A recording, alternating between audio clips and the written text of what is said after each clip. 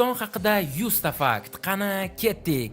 Aholisi 37 million. 1991-yilda mustaqil bo'lgan. 95% aholisi islom dinini qabul qilgan. O'zbek nomi 11-12 asrlarda paydo bo'lgan.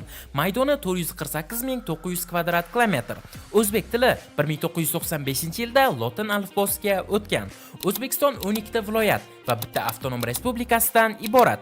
Poytaxti Toshkent shahri, undan oldin Samarqand bo'lgan. Birinchi prezidenti Islom Karimov. O'zbekistonning mustaqil bo'lishiga Islom Karimov sababchi bo'lgan. Men hech narsadan qo'rqmayman. Nima deganda, hozirgi kunda davlatimizni Shavkat Mirziyoyev boshqaradi. O'zbekistondagi eng issiq shahar bu Termiz. Okeanlardan uzoqda joylashgan davlat. Orol dengizi bor va u ancha qurib qolgan. Orol dengizida kemalar qabristoni bor. Mamlakat hududining 3dan 2 qismi cho'llardan iborat. 20% qismini esa tog'lar egallagan. Bir yilda deyarli 300 kun quyoshli bo'ladi. Dunyodagi eng katta tilla koni bor. Oltin qazib olish bo'yicha dunyoda 4-o'rinda turadi. Davlat tili o'zbek tili, ikkinchi til esa ingliz tili. Ammo ko'p hujjatlar haligacha rus tilida bo'ladi.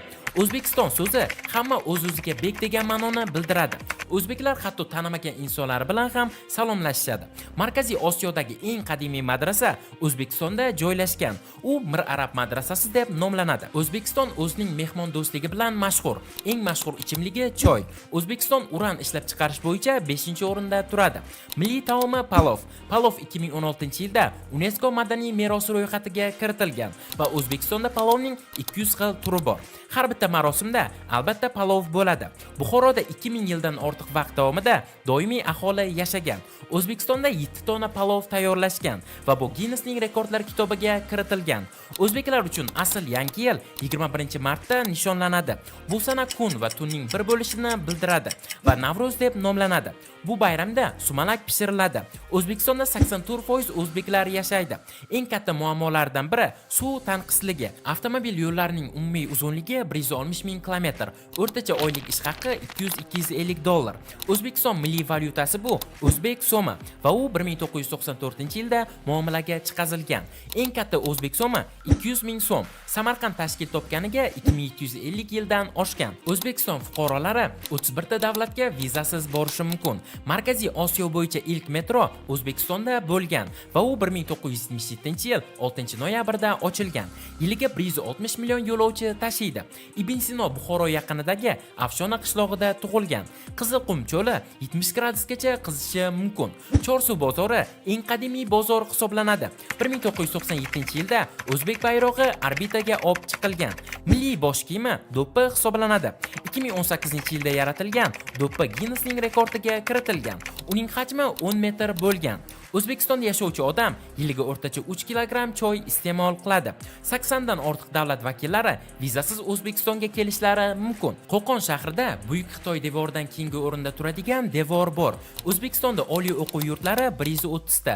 Tog'ining o'rtasida Zomin stadioni bor. Eng katta stadion esa Bunyodkor.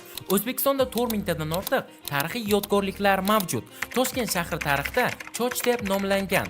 Xo'ja Nasriddin obrazi o'zbek xalqi uchun juda mashhur. Toshkent Markaziy Osiyo bo'yicha eng katta shahar hisoblanadi. O'zbekistonda 130 dan ortiq millat vakillari yashaydi. Yurtimizda 15 ta xalqaro aeroportlar mavjud. 4000 tadan oshiq shifoxonalar bor. Dunyodagi eng kuchli armiyalar reytingida O'zbekiston 65-o'rinda turadi. Aholining o'rtacha yoshi 29 yosh. Buxoroda 1300 yillik masjid bor. O'tgan yili jami 8 milliondan ortiq turist O'zbekistonga kelgan. O'zbeklar choyni 50 gradus issiqda ham ichishadi. Milliy kiyimi bu chopon. O'zbekistondagi eng katta viloyat Navoiy viloyati. O'zbekistonda avtomobillar asosan oq rangda. O'zbeklar orasida choyxona degan marosim juda mashhur. Eng ko'p qo'yilgan ism Muhammad Ali hisoblanadi. O'zbekiston barcha qo'shinlari islom bilan tugaydigan yagona davlat. To'ylarda o'rtacha 500 ta odam qatnashadi. O'zbekiston televideniyasining vatani hisoblanadi. Samarqand shahri qadimdagi Rim va Afina kabi shaharlar bilan tengdosh. Milliy sporti bu kurash. O'zbekistondagi eng baland nuqta Hazrat Sulton cho'qqisi hisoblanadi. O'zbekiston quruq kontinental iqlim mintaqasida joylashgan. Yozi juda issiq, qishi esa juda sovuq bo'ladi. O'zbekiston aholisining 51% shaharda yashashadi. Toshkent teleminorasi Markaziy Osiyodagi eng baland inshoot hisoblanadi.